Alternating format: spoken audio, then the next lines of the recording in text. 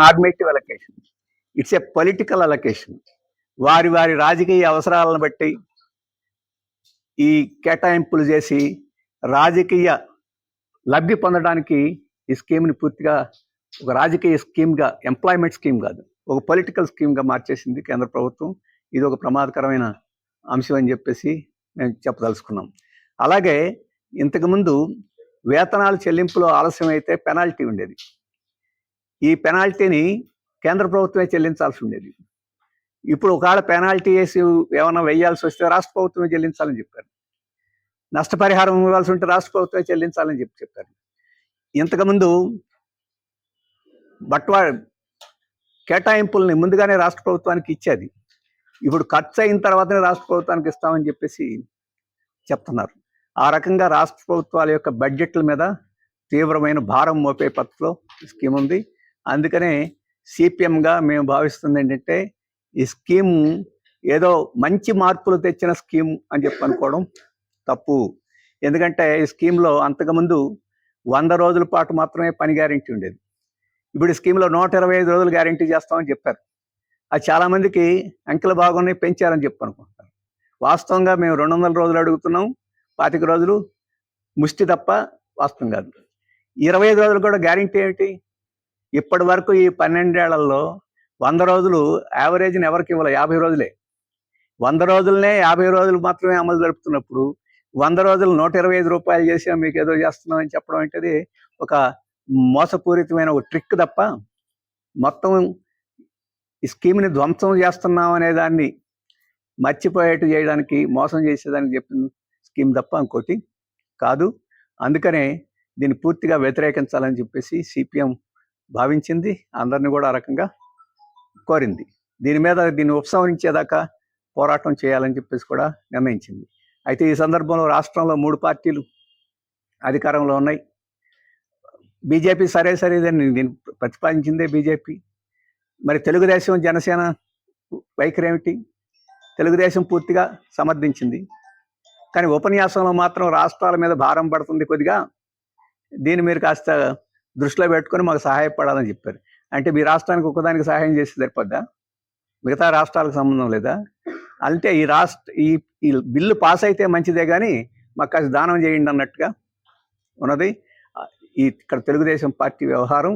అంటే ఇక్కడ ప్రజల్ని ఏదో తెలుగుదేశం వారు కొద్దిగా ఏదో దాంట్లో ఇన్ఫ్రాస్ట్రక్చర్, దానికి కావాల్సిన నీళ్లు, హంద్రీనీవా, గాలేరు నగరి పెద్ద పెద్ద కాలువలు తవ్వి నీళ్లు సరఫరా చేస్తున్నారు. ఒక పైప్ లైన్ వేసి అక్కడికి నీళ్లు ఇవ్వడం పెద్ద కష్టమా? లేదా పోలవరం నుంచి ఇంకెక్కడికో, ఎక్కడ దాకా? నల్లమల సాగర్. ఇప్పుడు నల్లమల సాగర్, అంతకుముందు ఇంకోటి ఏదో చెప్పాడు, బనకచర్ల, కడప దాకా తీసుకెళ్తానంటున్నారు. ఇది ఎక్కడ దాకా తీసుకెళ్తే నువ్వు గ్రీన్ సిటీ ఎక్కడైతే పెట్టదలుచుకున్నావు అక్కడ పైప్ లైన్ వేసి నీళ్లు అందించడం పెద్ద కష్టమా? వాస్తవంగా ఎలక్ట్రానిక్ ఇండస్ట్రీకి సూటబుల్గా ఉండే క్లైమేట్ రాయలసీమలోనే ఉంది. హిందూపూర్ చూడండి, ఆ ప్రాంతం అంతా చూడండి. ఎందుకు బెంగళూరులో ఎక్కువ వస్తున్నాయి? ఎందుకు హైదరాబాద్లో ఎందుకు వస్తున్నాయి? ఎందుకు పూనాలో ఎందుకు వస్తున్నాయి? దాని క్లైమేట్ సూటబుల్. అటువంటి క్లైమేట్ ఉంది, భూమి ఉంది, ఇవన్నీ ఉన్నాయి. అక్కడ పెట్టి ఈ నీళ్లు తీసుకొచ్చి చౌకగా ఉండే ఎలక్ట్రిసిటీ ఎక్కడిచ్చి, చౌకగా ఉండే భూమినిచ్చి అక్కడ ఒక green field industrial and electronic సిటీని ఏర్పాటు చేయొచ్చు సులభంగా. అటువంటి దాన్ని మానేసి మీరు ఆ హార్టికల్చర్తో సర్దుకోండి. ఈ హార్టికల్చర్, ఆ చెట్లు ఈయన పెంచాలా ఏంటి? ఇప్పుడు దాకా హార్టికల్చర్ పెరిగింది రాయలసీమలో, ఈయన వల్ల పెరిగిందా ఏంటి? రైతుల పాత్ర ఉంది, దానికి వేరే స్కీమ్స్ ఉన్నాయి. ఇప్పుడు కూడా వాటిని ఇంకా ఇంక్రీజ్ చేయొచ్చు, దాంట్లో ఏమి అభ్యంతరం. కానీ చంద్రబాబు వ్యవహారం ఎట్లా ఉందంటే, అక్కడ పారిశ్రామికంగా అభివృద్ధి చేసేదానికి ప్రత్యామ్నాయం చెట్లు అని చెప్పేసి చెప్తున్నాడు. అది చాలా పొరపాటైన విధానం. కార్పొరేట్లు ఎక్కడ పెట్టదలుచుకుంటే వాళ్ళకి ఊడిగం చేయడం తప్ప, ఈ ప్రాంతం వెనకబడి ఉంది, కార్పొరేట్ల రండి మీకు అన్ని సౌకర్యాలు ఇక్కడ ఇస్తున్నానని చెప్పేసి ఒక పథకం ప్రకారం అభివృద్ధి చేసే పద్ధతి ఇది విధానంలో లేదు. దానికి తీవ్రమైన అభ్యంతరం పెడుతున్నాం. ఇప్పుడు ఈ పెట్టుబడులన్నింటినీ ఆకర్షించేదానికి ఉచితంగా భూమి ఇస్తున్నాం, కారు చౌకగా భూమి ఇస్తున్నాం విశాఖపట్నంలో. అంతకన్నా కారు చౌకగా రాయలసీమలో ఇవ్వచ్చు.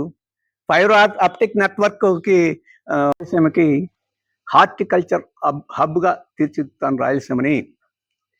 33 లక్షల మంది రైతులకి ఉపయోగపడుద్ది. 93 క్లస్టర్స్ని ఏర్పాటు చేస్తున్నాను, వీటన్నిటికీ 41,000 కోట్ల రూపాయలు అవసరం అవుద్ది, సహాయం చేయండి అని చెప్పేసి అడిగారు. సరే, హార్టికల్చర్ హబ్బు 41,000 కోట్లు ఆ రకంగా అడగడంలో మేము తప్పు పట్టంలేదు. కానీ రాయలసీమను ఎప్పుడు రైతుల సీమగానే ఉంచదలుచుకున్నారా? రాయలసీమ ఎప్పుడు ఆ మట్టితోటి బతకాలనే మీ కోరిక? రాయలసీమ పారిశ్రామికంగా అభివృద్ధి కానక్కర్లేదా? ఆధునికమైన జీవితం రాయలసీమ ప్రజలకి అవసరం లేదా అని చెప్పేసి నేను అడుగుతున్నాను. మేము ప్రతిపాదిస్తుందంటే రాయలసీమలో అన్ని వనరులు ఉన్నాయి. అత్యధికంగా చవకగా ఉత్పత్తి అయ్యే సోలార్ ఎనర్జీ రాయలసీమలో ఉంది, విండ్ ఎనర్జీ రాయలసీమలో ఉంది. ఆ విండ్ ఎనర్జీ, సోలార్ ఎనర్జీ వీటన్నిటిని దేశమంతా అమ్ముకుంటావు, లేకపోతే విశాఖపట్నం తీసుకెళ్తావు. కానీ ఆ ఎనర్జీ మీద ఆధారపడి అక్కడ పరిశ్రమలు స్థాపించడానికి, ఎక్స్పాండ్ చేయడానికి ఏమిటి నష్టం? విశాఖపట్నంలో వరుస మీద వరుస electronic industries, data industries, IT industries పెడతామని చెప్పేసి అంటున్నారు. సరే, అవి వచ్చేవాళ్ళు ఎక్కడ పెట్టుకుంటారో వాళ్ళ ఇష్టం. కానీ ప్రభుత్వం యొక్క బాధ్యత ఏమిటి? మేము అడుగుతున్నాం, రాయలసీమలో ఒక green field industrial and electronic సిటీని నిర్మించండి. ఆ సిటీ నిర్మిస్తే, ఎందుకంటే దానికేం పంటలు అక్కర్లేదు, ఇవన్నీ ఏం అక్కర్లేదు. వాస్తవంగా అటువంటి green field electronic industrial city నిర్మించడానికి అనువైన పరిస్థితులు రాయలసీమలోనే ఎక్కువ ఉన్నాయి. చవకైన పవర్ ఉంది, ఇప్పుడే నేను చెప్పాను. రెండోది, విస్తారమైన భూములు ఉన్నాయి. పూర్తి కరువుతోటి పంటలకి లాయకీ కాని భూములు విస్తారంగా ఉన్నాయి. ఆ భూములు చవకగా తీసుకోవచ్చు. అటువంటి చోట ఒక గ్రీన్ ఫీల్డ్, ఒక పెద్ద సిటీని ఏర్పాటు చేస్తే రాయలసీమకి, దానికి అవసరమైన ఇన్ఫ్రాస్ట్రక్చర్, చంద్రబాబు నాయుడు గారు చెప్తారు కదా, నేను హైటెక్ సిటీ కట్టాను హైదరాబాద్లో, కాబట్టి హైదరాబాద్ అంతా నాదేను అని చెప్పేసి చెప్తుంటాడు. అట్లాంటి సిటీలు కట్టడానికి రాయలసీమ పనికిరాదా ఏంటి? అక్కడ మోడీ గారిని ప్రసన్నం చేయాలి, సంపూర్ణంగా మద్దతు చేసేట్టు. ఆ రకంగా తెలుగుదేశం వ్యవహారం ఉంది. ఇక జనసేన సరే, మోడీ గారి కన్నా ముందే పెద్ద మోడీ గారు, ఈయన చిన్న మోడీ గారు కాదు, మోడీ కన్నా పెద్ద మోడీగా ఈయన కనిపిస్తున్నాడు. అందుకని దాన్ని సంపూర్ణంగా ప్రశంసిస్తూ అక్కడ పార్లమెంట్లో ఆ పార్టీ తరఫున మాట్లాడారు. ఇక ప్రతిపక్షంలో ఉన్న వైఎస్ఆర్పి పరిస్థితి, అది వాస్తవంగా ప్రతిపక్షంలో ఉన్న వాళ్ళు కాస్త గట్టిగా విమర్శించవచ్చు, గట్టిగా వ్యతిరేకించవచ్చు. మరి వైఎస్ఆర్ పార్టీకి ఆ గట్టితనం ఎక్కడ పోయింది? మోడీని చూస్తే ఏమైనా వణుకొస్తుందా ఏంటి వీళ్ళకి? ఈ బిల్లుని మేము సంపూర్ణంగా వ్యతిరేకిస్తున్నాం, ఇది మాకు నష్టం అని చెప్పే ధైర్యం కూడా వైఎస్ఆర్ పార్టీకి లేకుండా పోయింది. ఆ మాట అనకుండా మీరు సెలెక్ట్ కమిటీకి పంపించండి, అక్కడ చర్చించండి అని చెప్పేసి ఆ రకంగా మినహాయింపులుగా మాట్లాడాల్సిన అవసరం ఏముంది? దురదృష్టం ఏంటంటే, కొత్త ఆంధ్రప్రదేశ్కి పట్టిన శని ఏమిటంటే, ఈ 3 రాజకీయ పార్టీలు ఉండడమే. కేంద్ర ప్రభుత్వం ఈ రాష్ట్రానికి అన్యాయం చేస్తున్నా, తీవ్రమైన నష్టం చేస్తున్నా, మనకు హక్కులుగా రావాల్సిన వాటి కూడా గట్టిగా మాట్లాడలేని, అడగలేని పరిస్థితిలో ఈరోజు ఇక్కడ ఉండడమే మనకి తీవ్రమైన నష్టం. అది ఈ చట్టం సందర్భంగా స్పష్టంగా కనపడుతుంది. ఎప్పటికైనా వాళ్ళకి నేను చెప్తున్నాను, ఇది వీరికి వారికని కాదు, ఆంధ్రప్రదేశ్కే ఎక్కువ నష్టం జరుగుతుంది. ఆ విషయాలు శ్రీనివాసరావు గారు చెప్తారు. అటువంటి నేపథ్యంలో దీని మీద ప్రజలకు సంబంధించిన దీని మీద గట్టిగా వ్యవహరించకపోవడం అనేది క్షంతవ్యం కాదని చెప్పేసి నేను భావిస్తున్నాను. ఇక రెండవ విషయం, ఈ రాష్ట్రంకి సంబంధించి ఇంకొక విషయం కూడా చెప్పాలి. నిన్న చంద్రబాబు గారు ఢిల్లీలో ఉండి అక్కడ అక్షయ పాత్రని కోరికలు కోరుతూ మాకు సహాయం చేయండి అని చెప్పేసి అక్కడేమో అక్షయ పాత్ర ఉంది, ఈయన చేతిలో భిక్షాపాత్ర ఉంది, కాబట్టి ఈ భిక్షాపాత్ర పట్టుకొని తలా ఒక మినిస్టర్ దగ్గరికి వెళ్ళి తలా కొంత వేయమన్నట్టుగా చంద్రబాబు గారు వాడు తిరిగి వచ్చారు. ఆ విషయాలన్నీ మీడియాలో వచ్చినాయి. నేను వాటికి ఒక్క విషయం నేను ప్రస్తుతం ఇప్పుడు చెప్పలేదు. ఈ పరిశోధనలో ప్రభుత్వ సంస్థలు చేసిన పరిశోధనలు కూడా ఉన్నాయి. వీటినన్నింటినీ పరిశీలన చేస్తే తాము చేసే తప్పుడు పని సమర్థించుకునేదానికి బోగస్ వాదన చెప్పినట్టుగా కనిపిస్తుంది. అలాగే మరొక వాదన ఏంటంటే, ఈ పథకాన్ని అమలు జరిపిన దాని మూలంగా కూలీ రేట్లు బాగా పెరిగిపోతున్నాయి, పని వాళ్ళ కొరత ఎక్కువ అవుతుందని చెప్పేసి వాదన ఉంది. ఇది కూడా ఏ పరిశోధన రుజువు చేయలేదు. ఈ పథకం మూలంగా ఎక్కడ కూలీ రేట్లు పెరగలేదు. గత 12 సంవత్సరాలలో కూల్ రేట్ల వివరాలన్నీ మీడియాలో వచ్చినాయి. కూల్ రేట్లు స్టాగ్నేషన్ అయింది. మొత్తం దేశంలోనే కూల్ రేట్లు కానీ వేతనాలు కానీ ద్రవ్యోల్బణంతో పోల్చి చూసినప్పుడు స్టాగ్నేట్ అయినాయి, పెరిగింది ఎక్కడా కనపట్ల. ఒక సంవత్సరం కొద్దిగా పెరిగిన ఇంకో సంవత్సరం పడిపోయిన సందర్భం. ఈ దశాబ్దం మొత్తం చూసుకుంటే యావరేజ్న స్టాగ్నేట్ అయి ఉంది.